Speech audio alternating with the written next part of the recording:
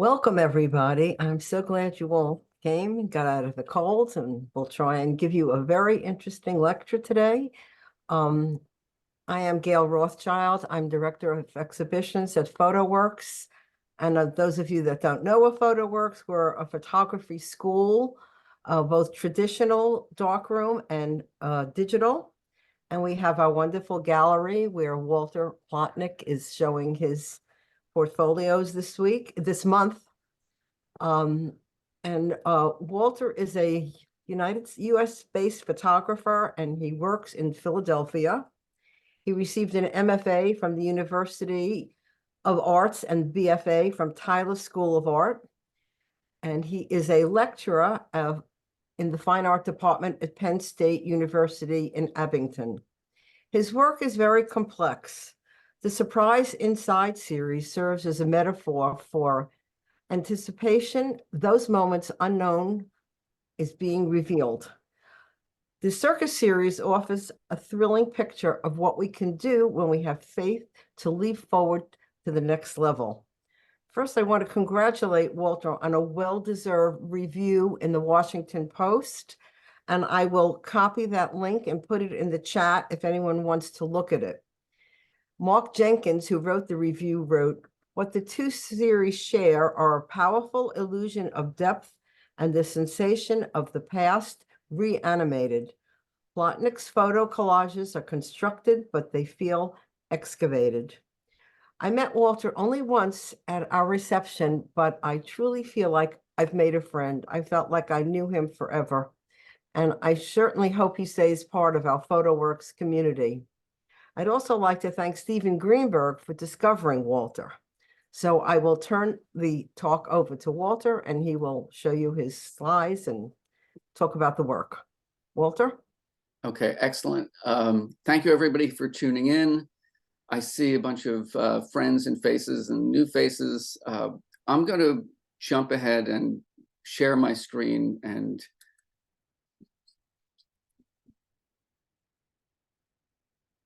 can everybody see my screen here? All right, so first off, I also wanted to thank Gail and Stephen and Sophie and Tom for being so generous with their time. And for those of you who were outside of the Washington, D.C., Bethesda, Glen Oak area, I just wanted to mention what Glen Oak Park is. And if you're passing through the area, it's well worth a visit. So it was established in the 1800s.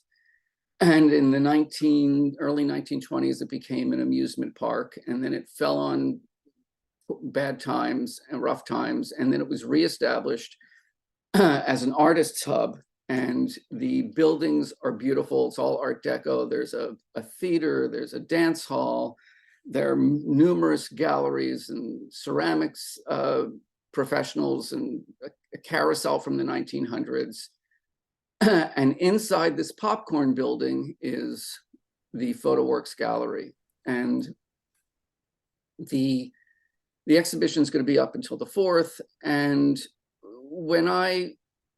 just to give you like some brief background. So when I was 12 years old, my father taught me how to process film and print pictures in our makeshift dark room in the basement of our house. So between 12 years old and 17 years old, I was carrying my camera around. I was just shooting anything that caught my eye. And just a couple little samples of that would be like, this is, that decisive moment. And, after a while, after carrying my camera around and shooting things that caught my eye, I really wasn't interested in doing that anymore. But when I was 17, I got an internship at WMMR, the local rock and roll radio station in Philadelphia. And while all of my other classmates were doing internships, filing papers, I was meeting rock and roll stars. And it was super cool. And I thought at one point I would get into radio. And then they were all backstabbing egomaniacs. I was like, no way, I'm going to get into radio. And then I thought I would photograph rock and rollers because I met obviously, I took pictures. This is Patti Smith. Obviously, I took pictures of Patti Smith when she was being interviewed at the radio station. But I met like Steely Dan and Rick Wakeman and the Doobie Brothers and on, Jackson Brown. And then I thought, well, maybe I'll photograph rock and roll people. And I was like, they would, I thought was not for me, but I really enjoyed it. And these pictures of Patti Smith are really kind of charming. She was very expressive. She didn't mind me taking pictures. And these are, I think I shot a whole roll of film on her, and I've sent them to her, but never got a reply or whatever. But and then this picture, she wasn't angry with me. She was reciting a poem, and this was part of her delivery of reciting the poem. So after college, I worked for a couple of photographers, and I think one of them is logged on here, Robert Troya and Frank Leone. And Robert was super brilliant and really technical. And, I tried to soak up as much as I could from these guys. And then after a while, I opened up my own shoebox studio, kind of in the same building as those guys. And instead of doing photography with available light and trying to do that decisive moment thing and caught things that caught my eye, I started to do still life photographs and started to do, this is, an editorial shot for a magazine for, like, In Search of the Best Sushi was the article. So there's the belt and the machete and the Japanese money. And so I just love this still life stuff. I just loved closing the doors, putting the music on. You can see from the notch codes on the piece of film, these were all 4x5, shooting a 4x5 E6. And this was probably in the early 80s, mid 80s probably. And this was a job for a company that made brushes and I forget the name, brushes and things to buff jewelry. So this is way before Photoshop. So this was like multiple layers of pieces of glass, trying to light it so that I didn't get any reflections. And that's my wife, a black and white Polaroid of my wife's hands holding a ring below probably 2 pieces of glass. So this is the kind of stuff I did for years. I did this for about 19 years. And after a while, there were just too many cooks in the kitchen. So like, for instance, here's another one with a framer who was in my area that they needed a promotional thing for their frame shop. But for instance, this vodka ad, there was the food stylist and the creative director and the client and me, and it was just too many cooks in the kitchen. I eventually stopped doing this and decided to get back to doing the photography that I love to do. However, while I was doing this, I would do headshots and other things to earn money, but I was always making some kind of art while I was doing this. So for instance, see this background? So this was a spray paint background that I made for this Finlandia shot. They wanted some kind of like a deco-y kind of like, I don't know, forget, but this was the background. And then I would use that same background and I would photograph my friends and models and so forth. So you can see the notch codes on this, and these were 4x5 pieces. And then I did some double exposures. So this is the kind of stuff that I was busy doing in between, regular photo jobs. And then, so I did a whole bunch of these things. And then here's an early picture of my wife, Bella, and this is another background that I did, essentially I would Rorschach the 2 pieces of 4x5 film. So this is the stuff that I was busy doing in the early to mid 80s for, kind of making art, but also doing commercial work. Around this time, or maybe a little earlier, I was collecting electric fans. And back then, if you stuck your finger in the fan and got your finger cut off, I don't think you sued people back then. I don't know. The fans I collected from like the 30s and the 40s. And because of the blades and because of the metal behind the blades, it was hard to really make out the beautiful design and the craftsmanship of the front grille of the fans. So I used to buy these fans, and if they didn't work or if they were leaking oil or whatever, I would remove the front grille, get rid of the blades, and get rid of the motor. And this was in my studio, and I had a wall full of these fans. And I just loved them because they were round and sensual, but they were made of steel, and all of the designs were unique and different. And again, there were no like child safety concerns when these fans were made. But then after looking at them and trying to figure out what to do with them, I ended up Well, here's another close-up shot of the fan grills. And I still have these. If anybody out there has a really large space that they want to display fan grills, let me know, because I love these things. But then what I ended up doing is I painted on frosted mylar and then had a mirror cut for the exact dimensions, circumference of the inside of the grill. And I made a whole series of these fan grills, and yeah, I just always thought they were beautiful. And I spray painted them black, and I kind of got the rust off of them. And so I did a whole series of these fan grills, and obviously with the mirror, you could see the reflection of the painted mylar, the frosted mylar. So this, all of these bodies, like one body of work led to another. And then during grad school, I ended up taking these fans and doing some, kind of like high key illustrations and laying them out and combining them and doing different things. So this is, painted the dragonflies, added the dragonflies. So all of these different bodies of work, every few years, I was kind of trying new different things.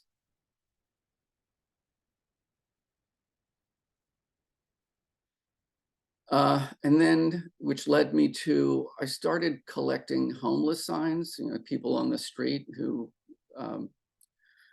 would end up buying homeless signs. And then I juxtaposed them with stencil art. And the stencil art was mostly from Italy, Amsterdam, and San Francisco, where I photographed these. And, I didn't have the intention of doing it when I was photographing the stencil art, but as I collected the homeless signs, it seemed to be like a really nice fit to put them together.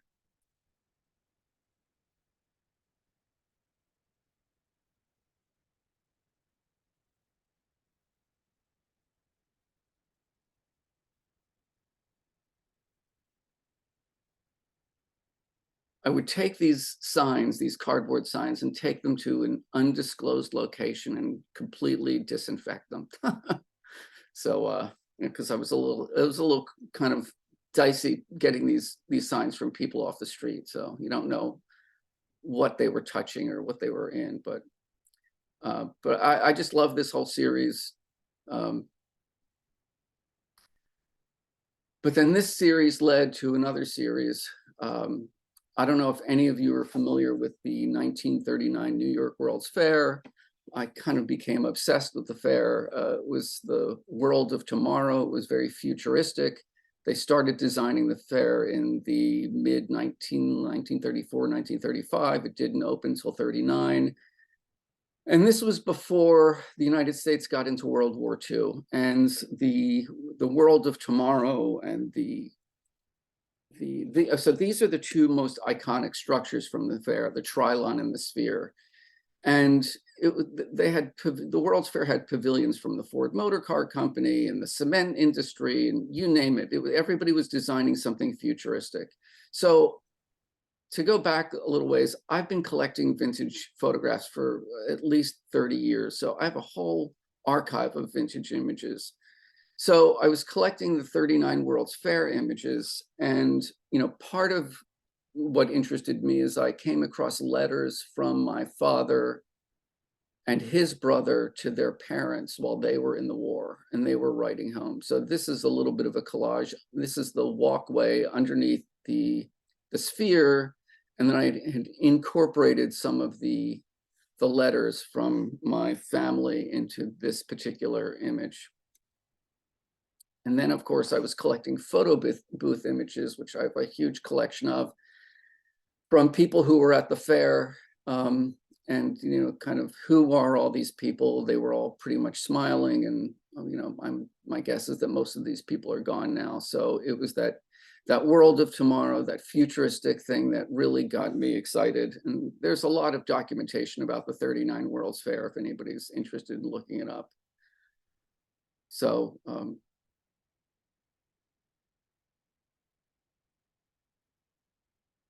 I was interested not only the futuristic aspect, but the people. Who were the people that attended? What were they interested in?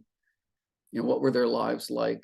And after World War II, that futuristic momentum kind of just stopped. It was the mid to late 30s where this was all exciting and new. This is the Ford motor car pavilion. I kind of fussed with it in Photoshop, but they would have these cars driving around this loop where you could, I think you could get in a car and take it for a spin yourself.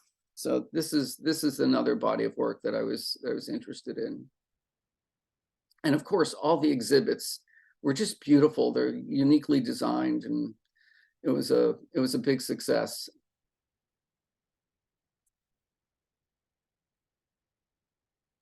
You know, and a lot of my influences have been the surrealists, the constructivists, Bauhaus. So, you know, this is kind of what gets me or got me excited about all of these.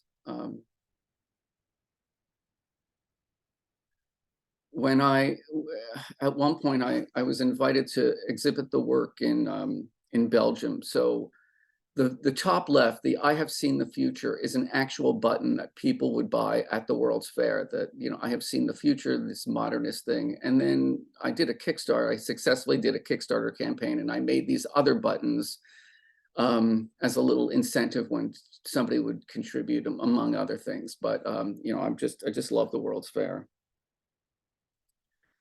Which now leads to the Circus series. So the Circus series is up at Photoworks now. And the Circus series is kind of an interesting combination of darkroom and digital process, because what I would do is I would take these various photographs that I collected, and the Circus series thing is, I am super risk averse. Like, I would never try any of this stuff, but I love watching other people do this stuff. And I think it's just beautiful the way, the circus performers kind of contort. So I would take these into the darkroom. I would scan them onto a piece of clear acetate, and take that acetate into the darkroom, put it on top of a piece of photosensitive material, and then normally people expose things with the enlarger lamp. But in my case, I was taking little mini flashlights and exposing them for like a millisecond with different flashlights. You can see this, I don't know if you can see my cursor here, but you know, this little spring thing underneath the two people. So part of it was really planned out, and part of it was a happy accident. And then these were all printed, giclée prints.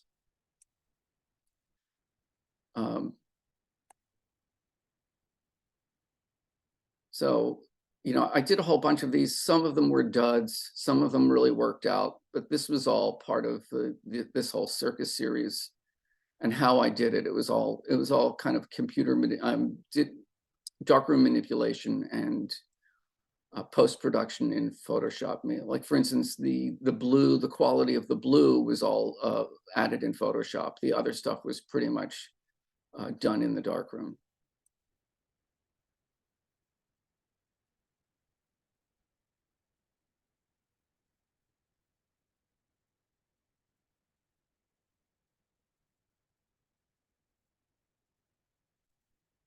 So, and this brings me to the Surprise Inside series. So, you know, I took me a couple weeks once I found out from Gail that it was a go, that I could exhibit my work. And this is kind of an homage to Glen Echo Park, you know, adding the clown, and adding the person on the ride, and adding the circles. So these, you know, people send me or give me boxes. So I'm always on the lookout for interesting boxes. So I love this piece too. You know, this was a combination of cut and paste and digital process. And, you know, I add the drop shadow to, I add the drop shadow to give it the illusion that it's floating. This is Bird Hotel, and this was also fussed with cut and paste and with some digital process. You know, it's one thing to look at art on the internet, and it's another thing to look at it in person. So I know that probably many of you don't get down to, many of my friends are the people that, some people that are logged in here. But if you live nearby, I think it's worth it to see the actual piece. They look pretty darn good in the gallery, if I do say so. This is Flockbox. This was actually a bird that flew into my window and died, and I ran outside to quickly photograph the bird, and then I photographed the box and did some other cut and paste. And I don't know if you can see here, but there's a diver up top here in the silhouette of the birds. And again, the box isn't perfectly lit. I've got a slight drop shadow. So I'm going to segue slightly. So, you know, as a child, I couldn't figure out why I was attracted to these box things. And as part of like a suppressed memory or something, I remembered when I was a kid in the 60s that these little mini cereal boxes used to be perforated, and you could eat right out of the cereal box. Like you could open the flap and just eat right from the box. So when I was a kid, when I was like 6 or 7 or 8 or whatever, I don't even remember, I used to open these boxes. I used to take them apart thinking like, who designed this thing? How does this thing work? And so here we are decades later, I'm doing these things with these boxes. And I kind of completely forgot that I was one of these kids that used to take stuff apart and examine how they were put together. So this is a little mention as to where this concept came from, that I didn't remember. It was like totally subconscious. This is Mr. Holland's tunnel. So again, you know, I'm interested in the drop shadow of the box, and I'm interested in, you know, here we have like not only am I interested in circus performers, but I'm also interested in magicians. So here's a magician with his dog balancing on his baton, and the cars in the 1940s coming through Lincoln Tunnel or Holland Tunnel, or I believe it's Holland. This is Mirror Lake, and this is also a combination of wet cut and paste and digital process.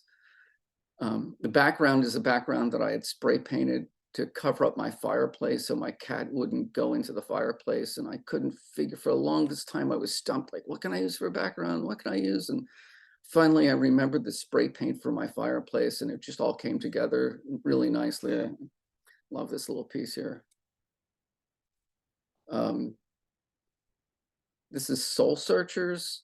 And again, you know, kind of like it was cut and paste, it was digital process. I added the clouds, you know, the dog and so forth. So there were different things that, you know, the box is distressed. You know, I adjusted the tonality and color of the box.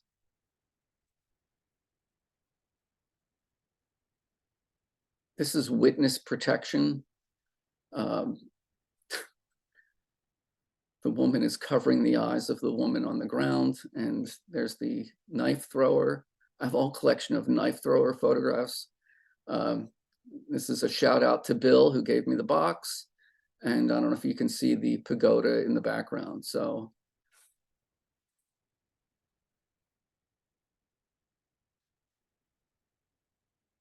this is Overshoot, and I just love the design of the box, and I added the dog and adjusted the skier, and you know, just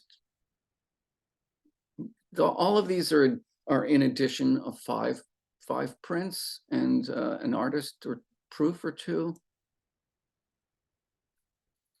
This is Paris All, and again, this was a French dancer, and the parasol and the I'm having a brain freeze on the flowers. Cherry blossoms and the Eiffel Tower.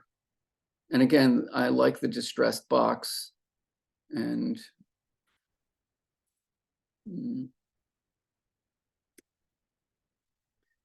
this is the Capital School of Photography. So all of you DC folks down there, Apparently in the 40s, there was the Capitol School of Photography, and these are like mostly African-American photographers. I don't know where this school took, it was actually where it was actually in business, but I just love this image too. And again, this is like from my vast archive of vintage images that I pull from.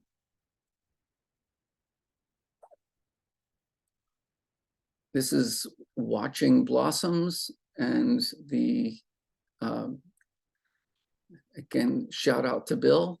This is I believe it's a Chinese takeout container from Italy. So, I brought it back in a suitcase, and as soon as I unfurled it, it reminded me of the mountains, and there's Mount Fuji in the background, and I added the cherry blossoms and then the mother and the child, and I like that they're both addressing the camera. And there's a slight drop shadow on these two.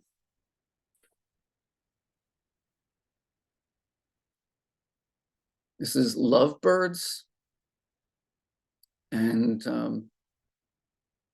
kind of self-explanatory, the lovebirds here. And these things take me like 2 or 3 weeks to do. Like I work on them, I put them down, I come back to them, I change them. So, it's not something I knock out quickly. It takes me a while to do these. This is fun with strings attached. There's some images that I'm showing you that aren't at the gallery, but since I've got the ability to do a PowerPoint, I'm adding in some extra things to view here. And this was a really unique box because it was so long, and sometimes the box dictates what I'm going to do, and sometimes the images dictate what I'm going to do. I can never really pinpoint it. Each box or each set of images are different. In this one, I love that there are 3 children that are high, that are swinging high above the top bar, and then the other children are swinging lower, and then there's the horizon line with the buildings and the trees, and just really love this one too. So in Philadelphia, there was a famous delicatessen, and at this delicatessen, they used to have a hoagie or a sub, whatever you call it. It was called the Junkyard Special. So therefore, I titled this the Junkyard Special. So on top of collecting circus performers and knife throwers, I also have a pretty big collection of car crashes and vintage images. So this kind of fell into that category here. This is titled Too Much Fun.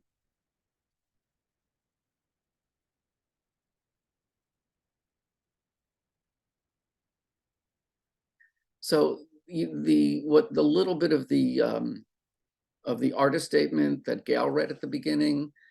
So the idea that you unfold the box and something is flying out of the box, or you discover something in the box, was also part of my interest. And I'm sure most of you remember Cracker Jacks, where there's a prize inside. So as a little kid, I was digging through the Cracker Jack to find the prize. So the prize, the surprise, what's inside, what and also the boxes have a certain kind of geometry to them. So they're the folds of the box, kind of like an origami sense, that the box is folded and unfolded and has creases. And so all these things are of interest to me.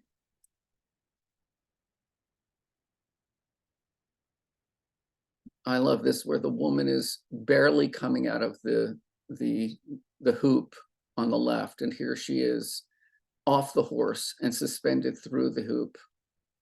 So this was, I forget the title of this, but I just really like this piece too.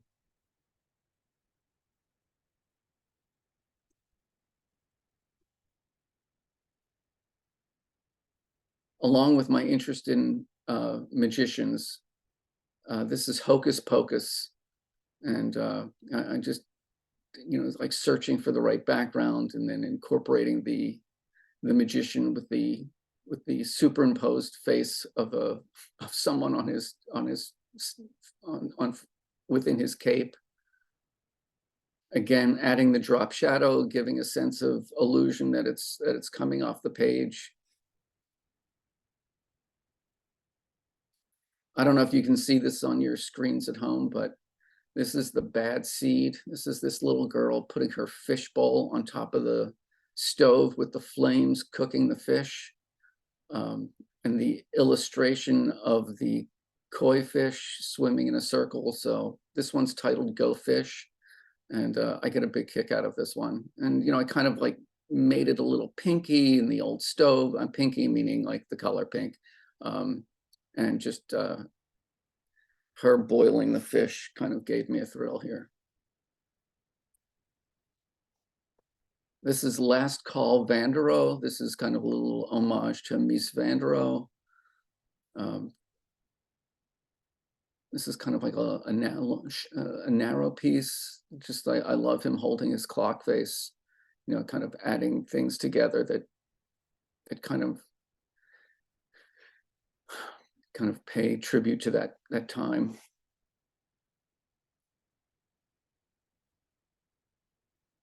This is holding pattern.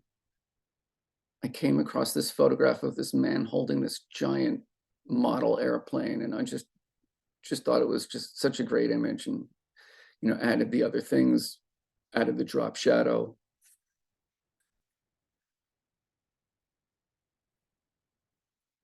And this is the last one I have in my PowerPoint, but, and this is Aiming at a Brighter Tomorrow. But what's interesting about this is that when I was in Italy, and my wife went to the pharmacy just to get, I don't know, like Tylenol or whatever, apparently, and something I didn't know at the time, that all of the, I guess, over-the-counter and prescription medicine boxes in Europe by law have to have Braille on them. So I just love the Braille, and I have a series of other pieces incorporating the boxes with Braille, but, you know, I just like the distressed box and him holding the child with one hand. And so anyway, this is the trajectory of my work, and this series of bodies of work that I hope you found interesting. I'm gonna unshare here for a second. Can I ask you a question? Yeah. Well, you broke the glass on a piece and couldn't hang it in Photoworks. Do you have that one? I do. Let me share again and I'll find it.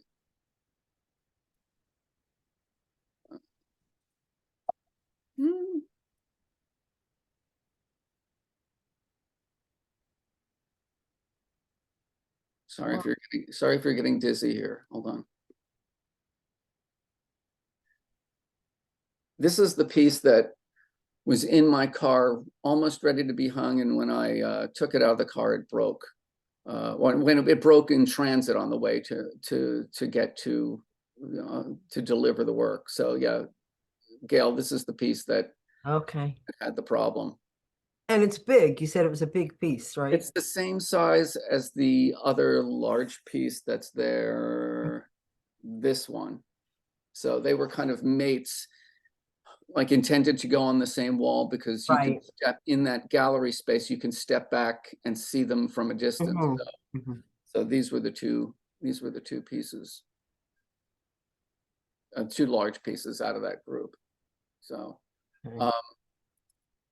my email address is on the last page of my website. So if anybody wants to shoot me an email with any comments or thoughts or observation, I'm always interested. And if anybody has any questions now, I have a question. Yes. Hi, Walter. Walter, it's so impressive. I just love seeing the span of the development of your creative consciousness. I have a question about, you said you use collage.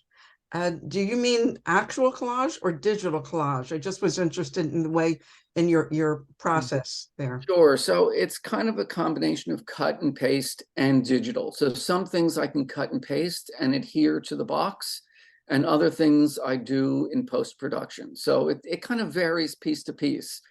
Sometimes even if I cut and paste something onto a box in post-production, I can kind of smooth it out so you couldn't tell that it was cut and paste. Like sometimes with cut and paste, you see a hard edge, but I can kind of fudge that a little bit so it doesn't look like a hard edge. It looks like it was just incorporated in. So do you scan, what do you do when you physically cut and paste? Do you scan that image into the computer after the cut and paste is done? Well, you know what? Some of the boxes are small and some of the boxes are large. So if it's a large box, I can't scan it. So I would re-photograph the box after I did the cut and paste. And usually when I re-photograph the box, I can take it outside where there's direct light and kind of get some kind of directional light to kind of do an organic drop shadow where I don't have to go in and with Photoshop to do a drop shadow. I can actually place it on my front steps or whatever and photograph it with the light at 4 o'clock or something, where I get that late afternoon light cutting across the box. Any other questions? If you have a question, just unmute yourself and speak. Stephen, why don't you I have another question. put your video on and we could see the gallery? But let's go with the next question. So Walter, do you consider the actual box, once you're finished with it, an object? Or is it the production, in Photoshop and the final image that is the object, or both image objects for you, finished objects? Yeah, well, the boxes get tossed. Like I don't even keep the box. I'm more interested in, because being a little bit of a perfectionist, working on these things for a couple weeks, I can't get the box to be the way I want the box to be. And some of the boxes, like I said, are large. Like I'm not going to keep these boxes in my house. I just can't keep them all. So I keep them, I shoot them, I fuss with them, I do a little bit of cut and paste with them. I either scan them or rephotograph them. And then the finished piece is the print, and they're silver halide prints. They're beautiful prints. And I can really fine tune the color temperature of the print and things that, and also a cardboard box is not archival. You've got boxes that I pulled out of like the supermarket dumpster that I'm like, oh, this is a great box. It has great die cuts to it. I think I'll use this box, but it's not an archival thing that I'm going to keep. But you're not the first person who's asked me about that, but I don't keep the boxes.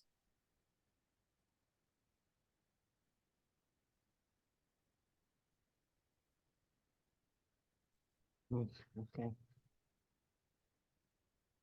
Anybody else? Hello? No? Okay. Okay.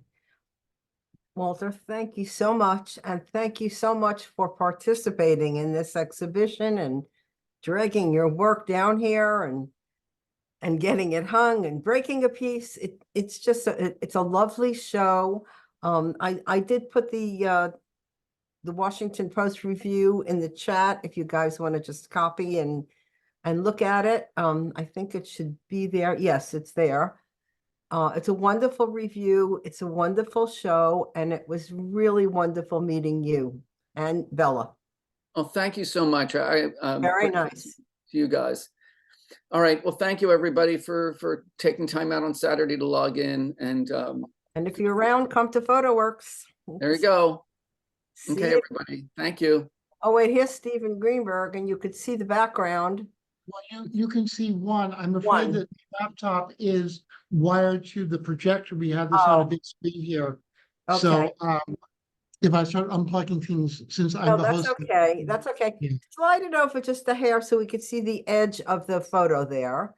And that's the one that next to it, they was supposed to be the one that broke. So you can somewhat see the scale of it. But That's only one. There are a lot of them. How many are there? Walter, one more thing. Yes, of Yeah, course. Before Carolina. we wrap up. Sure. Thank you so much for this presentation. I love the work. It is humorous.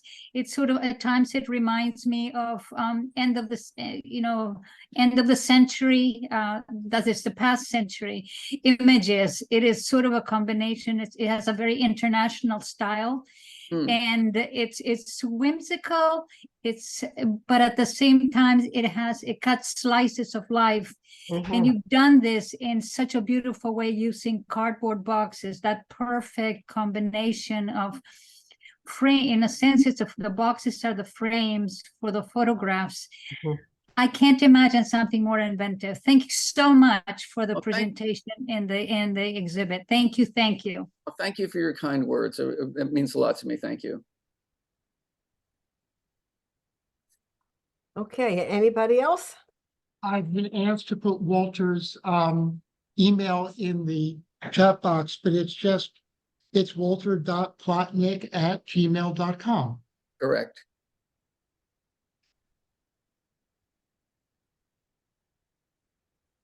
Great. Okay. Well, thank you, everybody. I appreciate you coming out on Saturday to do this. Okay, thank you. And thank you, everybody.